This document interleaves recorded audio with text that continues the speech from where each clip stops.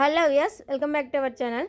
గుండె నిండా గుడిగంట సీరియల్లో అయితే రోహిణీను వాళ్ళ అత్తగారు మనోజు అందరూ అయితే మలేషియా మామయ్య కోసం అయితే స్వాగతం పలకటానికైతే బయటకు వస్తారు.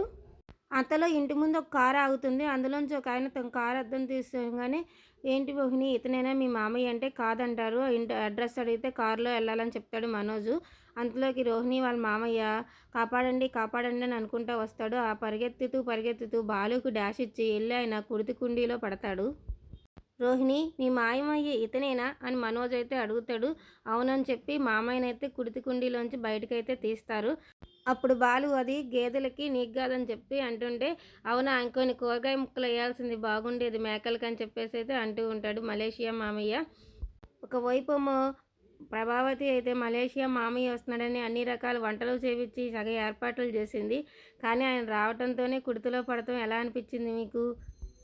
ఏర్పాట్లు బాగున్నాయి అంటారా?